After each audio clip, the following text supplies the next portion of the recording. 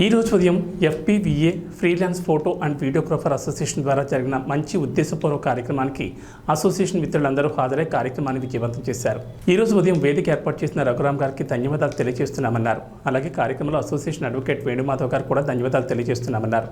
ఈ కార్యక్రమం ఉద్దేశం క్లుప్తంగా వివరించేందుకు SI విషయాలు తెలియజేసేందుకు రమేష్ మరియు పోస్టల్ డిపార్ట్మెంట్ చెందిన వ్యక్తి సురేష్ అన్ని విషయాలపై ఇన్సూరెన్స్లో ఎలా పనిచేస్తాయనే విషయాలపై అసోసియేషన్ మిత్రులందరికీ వెల్లడించారు. ఈ కార్యక్రమంలో ప్రతి ఒక్క సభ్యులకు పేరు పేరున ధన్యవాదాలు తెలియజేస్తున్నామన్నారు. FPVA కమిటీ మెంబర్స్ అధ్యక్షులు ఆవుల రిషీశ్వర్ యాదవ్, ప్రధాన కార్యదర్శి గండు కరుణాకర్ గౌడ్, కోశాధికారి మెట్టు వేణుకుమార్, సలహాదారులు Raghuram, advocate Venumadhav, joint secretary Sattala Srinivas Kumar Swamy, Uday Kumar నేత మహమ్మద్, కార్యదర్శులు పరక కృష్ణ, చందు, సతీష్, గోవింద్ తదితరులు పాల్గొన్నారు.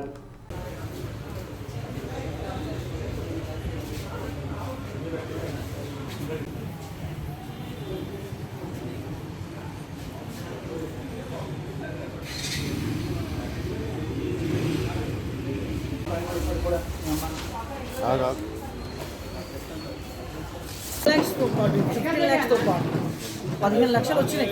ఆయన చేయబోయింది 15 లక్షలు ఇచ్చారు. దాంతోపాటు వాళ్ళ పిల్లలు ఇంటర్మీడియట్ వరకు పిల్లలు ఎవరైతే చదువుకుంటారో వాళ్ళకు ఫీ ఆ ఇయర్ మాత్రం సంవత్సరానికి ₹1,00,000 ఆ ఇయర్ ఇద్దరికి వర్తిస్తారు. అంటే ఎంత? ఒకరికి ₹1,00,000, ఒకరికి ₹2,00,000. జస్ట్ తర్వాత నెక్స్ట్ 15 లక్షలు. ఈ రెండు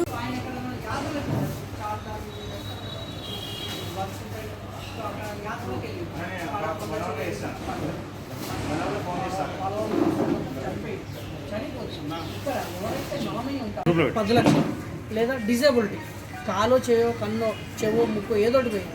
సో అప్పుడు కూడా 10 lakhs అది క్లెయిమ్. అంటే బ్రతికే ఉన్నాడు, బ్రతికే ఉన్నాడు. 15 అయితే 15, 10 అయితే 10. 200 డిఫరెంట్ 15 చేసి కూడా పెట్టరు. మళ్ళీ నెక్స్ట్ ఇంకొకటి ఏంటంటే అది అకౌంట్ గురించి ఇక్కడ ఈ నాకు అకౌంట్ ఉంది కదా, నీకు 200 మైనస్ అవుతుంది. ఈ డిసీజ్ అది కాదు, మన డిజిటల్ అకౌంట్. ఇప్పుడు ఎలక్ట్రికల్ వర్క్ చేస్తున్నాడు, షాక్ కొట్టింది. ఆయనకి ఏమైందనంటే షాక్ కొట్టి మొత్తం ఒక చెయ్యి మొత్తం పోయింది, అంటే సగం కట్ అయిపోయింది. బతికే ఉన్నాడు, అంత బాగానే ఉంది. సో అప్పుడు కూడా 10 lakhs క్లెయిమ్ చేసుకున్నాడు. మళ్ళీ మిర్యాలగూడలో అక్కడ ఇది రైస్ మిల్లో వర్క్ చేస్తాడు. అట్లా కూడా ఉంటుంది. అదే యాక్సిడెంట్, అది కూడా యాక్సిడెంట్ అనే మనం ఒకటే మూడు గుర్తుపెట్టుకోవాల్సింది ఏంటంటే, మనకు డిసీజ్తో ఏదన్నా రోగం ఉండి చనిపోతే, లేదంటే సూసైడ్ అటెంప్ట్ కావాలనే చేసుకొని చనిపోతే రాదు. అదే ఇప్పుడు కావాలని చేసుకోవాలంటే, ఇప్పుడు సపోజ్ ఆయన కావాలని బిల్డింగ్ నుంచి దొరికి కింద పడ్డాడు, సూసైడ్. సో అక్కడ సార్ 15 days మనం తీసుకున్న 15 days నుంచి మనం క్లెయిమ్ అవుతుంది. మళ్ళీ ఇంకోటి ఏంటంటే, దీంట్లో మనకు ఒకటి మెయిన్ ఏంటంటే సార్, ఇక్కడ ఏమేమి క్లెయిమ్ అయితే ఎంతవరకు వస్తుంది అనేది ఫస్ట్ తెలియాలి. ఎంతవరకు? Good morning sir. India post department నుంచి వెళ్ళి మనకు జనరల్ ఇన్సూరెన్స్ అనేది పాలసీ అనేది ఇంట్రడ్యూస్ చేశారండి. సో అది మనకు ఆదిత్య బిర్లా వాళ్ళు టైఅప్లు. సో అన్నీ టేకప్ చేసేది మాత్రం ఇండియా పోస్ట్ పేమెంట్ బ్యాంకే టేకప్ చేస్తుందండి. సో దాంట్లో ఏంటంటే, దాని విషయానికి వచ్చేసరికి మనకు మెయిన్ యాక్సిడెంటల్ పాలసీ అండి.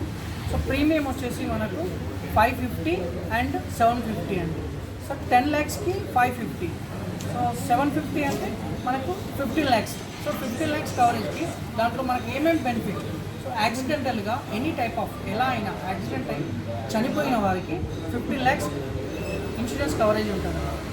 సో తర్వాత ఇన్పేషెంట్ ఆఫ్ డిశ్చార్జ్ అనేది ఉంటుంది. సో దాంట్లో కూడా మనకు ఒక 1 lakh వరకు మనం క్లెయిమ్ చేసుకోవచ్చు. సో OPD ఉంటుంది, అవుట్ పేషెంట్ ఆఫ్ డిశ్చార్జ్.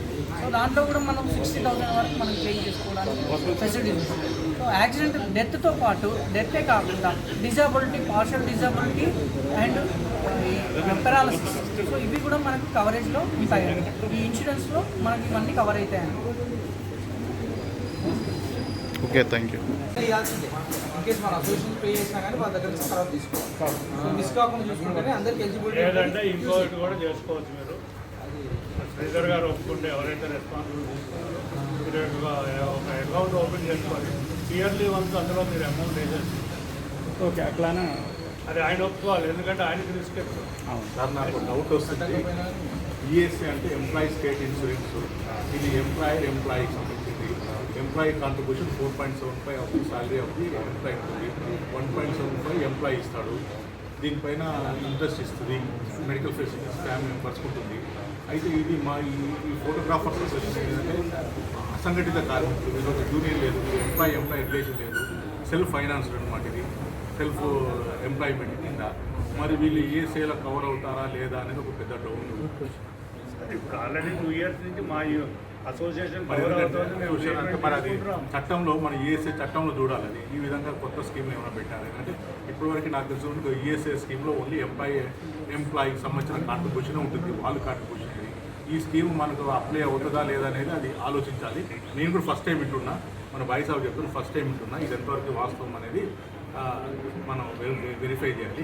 అయితే నేను ఇంకొక అడ్వైజ్ ఏం చేస్తున్నానంటే, మనంతా అసంఘటిత కార్మికులు, ఇంట్లో పనిచేసే వాళ్ళకు మనకు పెద్ద తేడా ఏం లేదు. ఈవెన్ అడ్వకేట్లో కూడా వాళ్ళు కూడా గ్రూప్ ఇన్సూరెన్స్ స్కీములు చేసుకుంటారు. గ్రూప్ ఇన్సూరెన్స్ స్కీములు అడ్వకేట్లు కొంతమంది ఇట్లా వీళ్ళు కూడా అడ్వకేట్లు 10 మంది సలహాలు ఇచ్చేటోళ్ళు, వాళ్ళకు కూడా ఇన్సూరెన్స్ మెడికల్ వెల్ఫేర్ లేకపోవడం వల్ల వాళ్ళ అసోసియేషన్ కలిపి వాళ్ళు కూడా ఒక ప్రైవేట్ దాన్ని పట్టుకొని మేము ఇంత కడతాం నెలకు, మా దాంట్లో ఎవరికైనా వస్తే గ్రూప్ ఇన్సూరెన్స్ స్కీమ్ కింద అలా ఇంతమంది కడితే అందులో ఏ ఒక్కరికైనా కూడా ఆ విధంగా బెనిఫిట్స్ ఇస్తూ ఉంటాం. అయితే నేను చెప్పి అంటే గవర్నమెంట్ కొన్ని ఆధార్ కార్డు అని ఒకటి ఆధార్ మన వైట్ రేషన్ కార్డుని ఇస్తుంది. ఈవెన్ అడ్వకేట్లు కూడా వైట్ రేషన్ కార్డు తీసుకోవాలి.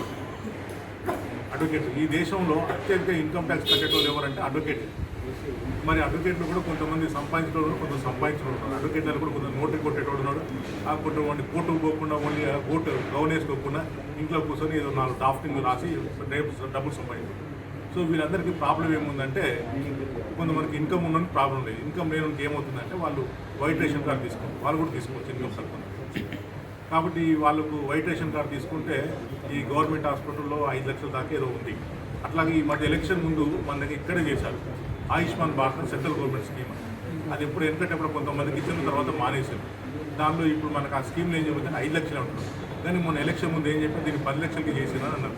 అది ఇంకా వెబ్సైట్లో అప్లోడ్ కాలేదు. అటువంటి స్కీమ్స్ కూడా ఉంటాయి. ఈనాటి చెప్తుంది ఒకవేళ అటువంటి ఉంటే మనకు చాలా యూస్ఫుల్ అని చెప్పి దానికి ఎటువంటి ఇనిషియల్గా మనం కట్టాల్సిన అవసరం లేదు. ఎందుకంటే మన దగ్గర అంత ఆర్థిక పరిస్థితి లేదు. ఏదో ఈ వృత్తిని మనం అమ్ముకున్నామంటే వేరే పని రాదు కాబట్టి ఈ వృత్తిని అమ్ముకుని 2 పూటలు తిండి కోసం వచ్చిన మీద ఏదో కార్లు బంగ్లాలు సంపాదించాలని అంత ఇది లేదు మనకి. ఇప్పుడు అంత కెపాసిటీ లేదు. ఎందుకంటే చాలా కాంపిటీషన్ ఉంది ఈ ఫీల్డ్ లోపల. ఏదో కొంత పెట్టుబడి 50,000 లక్ష రూపాయలు పెట్టుబడి పెట్టుకుని వ్యాపారంలోకి వస్తున్నాం చాలామంది అయిపోయారు. కాబట్టి ఇటువంటి కొన్ని ఉన్నాయి. నేను ఏంటంటే బాయ్సాబ్ చెప్పింది కూడా బాగానే ఉంటుంది. వేరే ఏ స్కీమ్స్ మనకు అప్లై కాకపోతే కనుక బాయ్సాబ్ చెప్పిన స్కీమ్ 100% మనకు కరెక్ట్. అది సెంట్రల్ గవర్నమెంట్ సంబంధించిన స్కీమ్. వాళ్ళు ఉదారంగా సెంట్రల్ గవర్నమెంట్ ఇటువంటి ప్రైవేట్ ఈ అసంఘటిత కార్మికులు కూడా ఇస్తున్నారంటే చాలా సంతోషించాల్సిన వ్యవహారం. అది సెంట్రల్ గవర్నమెంట్ అప్రిషియేట్ చేయాలి. ఆ స్కీమ్ ఉంటే బాయ్సాబ్ చెప్పినట్టు మనం అందులో జాయిన్ అవుదాము. అంతకన్నా ముందు ఇటువంటి వాటికి ఏమన్నా ఆలోచన ఉంటే ఇవి చూడండి. ఇవి మనకి ఎలిజిబుల్ కావు, మనకి ఇవ్వలేరు అని అనుకున్నప్పుడు బాయ్సాబ్ చెప్పినట్టు ఆ స్కీమ్లో పోయి మనం అందరూ హెల్త్ కాపాడుకుందాం. ఇంకొక విషయం ఏంటంటే, ఈ మధ్యలో క్రికెట్ టీంలో మీరు గెలిచినారని చెప్పి తెలిసింది. కాబట్టి మనం ఫస్ట్ మన ఫోటోగ్రాఫర్ ఏం చేయాలంటే ఉడకాలి దుంకాలి ఇవన్నీ ఉంటాయి అన్నమాట. ఫ్రీలాన్స్ ఫోటోగ్రాఫర్ అంటే మనం ఒక సైనికులతో సమానం. వార్తను కవర్ చేయడానికి మనం సైనికుల్లాగా యుద్ధ రంగంలో కానీ ఎక్కడైనా పరిగెత్తాల్సి ఉంటుంది. కాబట్టి ఫస్ట్ మనం బాడీ ఫిట్నెస్ ఉండాలి. ఇప్పుడు నా బాడీ చూస్తే మీకు అర్థమైపోయి ఉంటుంది. కరోనా దెబ్బ వల్ల మేము ఈ విధంగా అయిపోయినాం. కాబట్టి ఇప్పుడు కరోనా తర్వాత చాలా దుష్పరిణామాలు వస్తున్నాయి. కాబట్టి మనం ఫస్ట్ మన బాడీ హెల్త్ ఆరోగ్యం మెయింటైన్ చేసుకోవాలి. కొన్ని దురలవాట్లు మానేసుకోవాలి, మందు గిందు అప్పుడు మనం సేవ్ చేసుకుంటాం. ఇప్పుడు నేత కార్మికులు చూస్తే ఏముందంటే వాళ్ళకు ఎండలో కష్టపడి పని చేయలేరు, నీడలు పని చేస్తారు. సాయంకాలంగానే మందు వేసుకోవాలి. వాళ్ళ సంపాదన 100 రూపాయలు ఉంటే ఆడు 100 రూపాయలు మందుకే పెట్టేస్తున్నాడు, పిల్లలు ఉపాసం పెడుతున్నాడు. సో ఈ కాకుండా కొన్ని మనం దురలవాట్లు మానుకొని ఉన్న దాంట్లో పొదుపు చేసుకుంటూ పోతూ ఉంటే ఇటువంటి స్కీమ్స్కి మనం ఎలిజిబుల్ అవుతాం. ఒకవేళ ఈ స్కీమ్లు తీసుకుంటూ టైంలో కట్టకపోతే ల్యాబ్స్ అయిపోతాయి. తిరుపతి ఉండి లేచినట్టు అయిపోతాయి. ఇవ్వటప్పుడు కాకుండా మనం పొదుపుతో చేసుకుంటే మనకు భవిష్యత్తు ఉంటుంది. ఏదో ఈ వృత్తిలోకి వచ్చి మనం కోట్లు సంపాదించంటే 100లో 1000లో ఒకటి సంపాదించడం, వాడిని చూసి పులిని చూసి మనం అక్క వార్త పెట్టుకోలేదు. కాబట్టి నేను సహృదయంతో మనం మిత్రులందరూ బాగుండాలని చెప్పి ఆరోగ్యం బాగుండాలని, అట్లాగే ఈ బాయ్సాబ్ చెప్పిన ఈఎస్ఐ స్కీమ్ కూడా దాన్ని కూడా మనం పరిశీలించి ముందుకు పోవాలని చెప్పి చెప్తా ఉన్నాం. ధన్యవాదాలు. సంవత్సరాల నుంచి 65 సంవత్సరాల వరకు మనకు ఎలిజిబిలిటీ. సో 65 సంవత్సరాల తర్వాత నాట్ ఎలిజిబుల్ లేదండి. సో కవర్ కాదు. మీరు 65 వరకే మీకు ఇన్సూరెన్స్ అనేది కవర్ అవుతుంది. తర్వాత నెక్స్ట్ మనకు ఏమేమి కవర్ అవుతుంది దాంట్లో డెత్ కవరేజ్, చనిపోతే మనకు 15 లక్షలు ఉంటాయి. తర్వాత డిజబిలిటీ, కాలో చేయో పోయినా కానీ అంగవైకల్యం, సో అలా అయినా కానీ మనకు 15 లక్షల వరకు క్లెయిమ్ చేసుకోవచ్చు.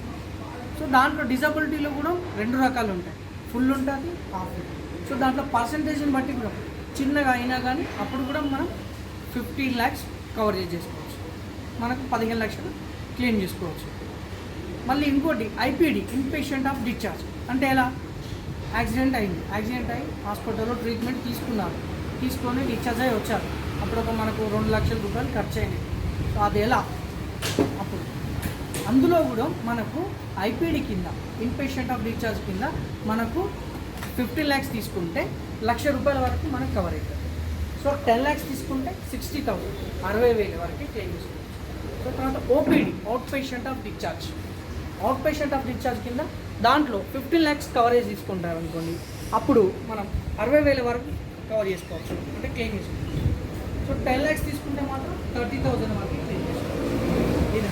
సో తర్వాత నెక్స్ట్ దీంట్లో ఇంకొకటి మన ఐసీయూ ఛార్జెస్ ఉంటాయి. ఐసీయూలో అడ్మిట్ అయ్యారు అనుకోండి, ఎమర్జెన్సీలో ఐసీయూలో అడ్మిట్ అయ్యారు అప్పుడు డైలీ 2,000 వరకు, అలా ఇయర్ మొత్తంలో 15 రోజులు అంతకంటే ఎక్కువ కవర్ చేసుకోవడానికి ఉంటుంది. ఇయర్ మొత్తంలో, సంవత్సరం మొత్తంలో 15 రోజులు. అంటే ఫస్ట్ టైం ఒకసారి పడ్డాడు, యాక్సిడెంట్ అయింది, ట్రీట్మెంట్ తీసుకున్నారు, ఐసీయూలో 4 రోజులు ఉన్నాడు. సో మళ్ళీ ఇంకోసారి మళ్ళీ సేమ్ యాక్సిడెంట్ ఏదో ఇంకో రకంగా యాక్సిడెంట్ అయింది, మళ్ళీ హాస్పిటల్లో ఉన్నాడు. సో అప్పుడు ఫస్ట్ టైం 3 రోజులే ఐసీయూలో ఉన్నాడు, 3 రెట్లు 6,000 రూపాయలు కవర్ అయింది. సో క్లెయిమ్ చేసుకున్నాడు. సో నెక్స్ట్ టైం మళ్ళీ యాక్సిడెంటల్గానే పోయింది, అప్పుడు హాస్పిటల్లో అప్పుడు ఒక 10 రోజులు ఉన్నాడు. సో అప్పుడు 10 రోజులు క్లెయిమ్ అవుతుంది. సో 15 రోజులు ఉన్నాడు. సో అప్పుడు 15 రోజులు ఇవ్వరు, మీకు ఎంత ఉంది, ఇంకా 12 రోజులే ఉంది. సో అలా అంటే సంవత్సరం మొత్తంలో మనకు ఎన్నిసార్లు అయినా కానీ కవర్ చేసుకోవచ్చు. సో దీంట్లో మాత్రం ఐపీడీ, ఓపీడీలో మాత్రం మనకు ఎన్నిసార్లు అయినా తీసుకోవచ్చు. కానీ ఐసీయూ కానీ నార్మల్ బెడ్ ఛార్జెస్ మాత్రం అనేది 15 days అయినా. నార్మల్ బెడ్ ఛార్జెస్ వచ్చేసి మనకు 1,000 రూపాయలు, ఐసీయూలో మాత్రం 2,000, 2,000 రూపాయల వరకు క్లెయిమ్ చేసుకోవచ్చు. సో ఇదవుతుంది ఇక్కడి వరకు. తర్వాత చనిపోతే 15 లక్షలు ప్లస్ దాంతోపాటు వాళ్ళ చదువుకునే పిల్లలు ఎడ్యుకేషన్ బెనిఫిట్ అనేది ఆప్షన్ ఉంటుంది. చదువుకునే పిల్లలు ఇద్దరికి, అమ్మాయి కానీ అబ్బాయి కానీ ఎవరైనా, బట్ ముగ్గురు ఉంటే మాత్రం ఇద్దరికి కవర్ అవుతుంది. అందులో ఎంత అనేది 1,00,000 రూపాయలు మొదట ఫస్ట్ ఇయర్, ఓన్లీ ఫస్ట్ సంవత్సరమే ఇస్తారు, మొత్తం ఇవ్వరు. సో ఎవరికైనా ఒకరికి ఆ సంవత్సరంలో, చనిపోయిన సంవత్సరంలో ఇద్దరు పిల్లలకి 2 లక్షల రూపాయలు అనేది ఎడ్యుకేషన్ బెనిఫిట్ కింద ఇస్తాం. సో తర్వాత దహన సంస్కారానికి ఒక 5,000 రూపాయలు అనేది ఇస్తాం. సో ట్రావెల్ ఛార్జెస్ అనేది కూడా ఉంటాయి. ట్రావెల్ అంటే ఇప్పుడు ఏదన్నా యాత్రలకు వెళ్ళి వేరే ఎక్కడైనా జర్నీలో ఉన్నప్పుడు చనిపోయారు, సో ట్రైన్ జర్నీలో ఏదన్నా యాక్సిడెంట్ అయితే చనిపోయారు, సో అప్పుడు డెత్ అయింది కదా, సో తను తీసుకురావాలి కదా, డెడ్ బాడీని తీసుకురావాల్సి ఉంటుంది కదా. సో అప్పుడు కూడా మనకు 25,000 వరకు క్లెయిమ్ చేసుకోవచ్చు. అది ఎలా అంటే నామినీ అనేది కంపల్సరీ మనం మెన్షన్ చేస్తాం. సో నామినీ వాళ్ళు అథెంటికేషన్ ఇవ్వాలి. సో ఇక్కడ ఇలా జరిగింది, సో అతన్ని తీసుకురావడానికి ఇంత ఖర్చు అయింది అని అంటే అప్పుడు వాళ్ళకి ఎంత ఖర్చు అయింది అనేది మనకు సమస్య కాదు, మనం ఓన్లీ 25,000 వరకే ఇచ్చేస్తాం. సో ఇవ్వండి ఫస్ట్ మనకి బెనిఫిట్. ఏజ్ లిమిట్ మాత్రం గుర్తుపెట్టుకోండి, 18 సంవత్సరాల నుంచి 65 సంవత్సరాల వరకు. ఇన్సూరెన్స్ మనం ఎంత తీసుకున్నాం, ఎంత పాలసీ తీసుకున్నాం, 15 లక్షల, 10 లక్షలు, ఏ పాలసీ తీసుకున్నాం అనేది ఆ పాలసీలో మనకు కావాలి. ఇది మళ్ళీ క్లెయిమ్స్ ఎక్కడ ఏంటి ఏం చేయాలి. సో దగ్గరున్న పోస్ట్ ఆఫీస్లో మనం ఎనీ పోస్ట్ ఆఫీస్లో ఎక్కడైనా క్లెయిమ్ చేసుకోవచ్చు. బట్ అక్కడ వాళ్ళు సర్వీస్ ఇస్తే తీసుకోండి, లేదనుకోండి మెయిన్ హెడ్ ఆఫీస్ మందండి, మాదే main head office Abids general post ఆఫీస్లో ఫస్ట్ ఫ్లోర్లో క్లెయిమ్స్కి సంబంధించి క్లెయిమ్స్ డిపార్ట్మెంట్ మన హైదరాబాద్ జిల్లా మొత్తానికి, హైదరాబాద్ సరౌండింగ్ మొత్తానికి కూడా మనది మెయిన్ హెడ్ ఆఫీసు. ఇప్పుడు మీరు ఎక్కడ ఇచ్చినా కానీ ఆ క్లెయిమ్స్ అన్నీ మా దగ్గరికి వస్తాయి, మేమే అప్రూవల్ ఇవ్వాల్సింది, మేమే ఎంక్వైరీ చేయాల్సింది. సో అవన్నీ కూడా మా దగ్గరికి వస్తాయి. సో మీరు దగ్గర పోస్ట్ ఆఫీస్లోనే క్లెయిమ్ చేసుకోవచ్చు, ఇది కూడా అంటే లేదంటే మా దగ్గరికి వచ్చాయని కానీ క్లెయిమ్ చేసుకోవచ్చు. తర్వాత ఈ ఎవ్రీ ఇయర్ మనం ప్రీమియం ఎలా కట్టాలి, ముందుగా మనం ఇన్సూరెన్స్ ఇచ్చినప్పుడు మేము ఏం చేస్తాం, కంపల్సరీ మన సేవింగ్ అకౌంట్ అనేది ప్రొవైడ్ చేస్తాం. మా సేవింగ్ అకౌంట్ అనేది మీకు ఓపెన్ చేసిన తర్వాతనే ఇన్సూరెన్స్ ఇస్తాం. సో ఎవ్రీ ఇయర్ ప్రతి సంవత్సరం ఆ అకౌంట్లో మీరు ఏదైతే పాలసీ డేట్ వస్తుందో, సో రిన్యూవల్ డేట్ ఉంటుందో మీకు బిఫోరే మీకు కాల్ వస్తుంది, మెసేజ్ వస్తుంది, రిమైండర్ కాల్ వస్తుంది, మెసేజ్ వస్తుంది. సో అప్పటి వరకు మీరు బ్యాలెన్స్ మెయింటైన్ చేసుకుంటే ఆటో రిన్యూవల్ అనేది అయిపోతుంది. సో ఆ డిపాజిట్ ఎలా మాకు తెలియదు అని అన్నప్పుడు మీరు దగ్గరున్న పోస్ట్ ఆఫీస్కి వెళ్ళి మీ కార్డు ఇస్తాము. సో ఆ కార్డు చూపించైనా చేయండి, లేదంటే మీ ఫోన్ నెంబర్ కానీ ఆధార్ నెంబర్ చెప్పైనా కానీ మీరు అకౌంట్లో డిపాజిట్ చేసుకోవచ్చు. సో మీ ఫోన్ నెంబర్ చెప్పారనుకోండి, సో నాది ఇన్సూరెన్స్ ఉంది బట్ అది కార్డు లేదు, అమౌంట్ డిపాజిట్ చేయాలి, రెన్యువల్ ఉంది అని వాళ్ళకి ఇంటిమేషన్ చేస్తే కంపల్సరీ మీరు ఫోన్ నెంబర్ కానీ మీ ఆధార్ నెంబర్ కానీ చెప్తే మీ థంబ్ ఇంప్రెషన్ తీసుకొని మీరు ఎంతైతే డిపాజిట్ చేస్తారో డిపాజిట్ చేసుకుంటే మీకు రెన్యువల్ అనేది అయిపోతుంది. సో రెన్యువల్ అయిన తర్వాత మీకు వెంటనే మీ పాలసీ అనేది మీ ప్రీమియం అనేది మీ అకౌంట్ నుంచి కట్ అయిన వితిన్ 48 అవర్స్లో మీ ఈమెయిల్ ఐడికి బాండ్ అనేది జనరేట్ అయ్యింది. సో అప్పుడు ఆ ఇయర్లో మీకు ఏదైనా ఇష్యూస్ ఉన్నప్పుడు ఆ బాండ్ ప్లస్ మీ ఆధారు, పాన్, బ్యాంక్ అకౌంట్ ఏదైతే బ్యాంక్ అకౌంట్ ఇస్తారో సో అవి మాకు సబ్మిషన్ చేయాల్సి ఉంటుంది. చేస్తే మేము అది కరెక్టా కాదా, అది ఎలా జరిగిందనేది మేము ఎంక్వైరీ చేసి సో మీకు ఎంతవరకు క్లెయిమ్ అవుతుంది అనేది దాని విషయంలో వాళ్ళు ఏదైతే హాస్పిటల్ వాళ్ళు ఇచ్చారో ఆ బిల్స్ని బట్టి మేము చూసి మీకు క్లెయిమ్ అనేది సెటిల్మెంట్ చేసేస్తాం. సో ఇదండి. సో ఇంతకుముందు ఎవరికైనా ఇచ్చారా అనేది కూడా చెప్తాను. గత 3 సంవత్సరాల నుంచి వెళ్ళి మనకి ఇంట్రడ్యూస్ చేశారు. సో ఈ 3 సంవత్సరాలలో చాలా మటుకు ఫస్ట్ 399 ఉండేది, 399 రూపాయలు అప్పుడు చాలామంది తీసుకున్నారు. సో అప్పుడు క్లెయిమ్స్ ఎక్కువైనాయి కాబట్టి కొంచెం ప్రీమియం అనేది కూడా పెంచాలని చెప్పేసి ప్రీమియం పెంచారు. సో మళ్ళీ అప్పుడు ఓన్లీ 10 lakhs ఉండే, ఇప్పుడు 15 లక్షలు కూడా ఈ సంవత్సరం నుంచి 15 లక్షలు కూడా అనేది ఇంట్రడ్యూస్ చేశారు.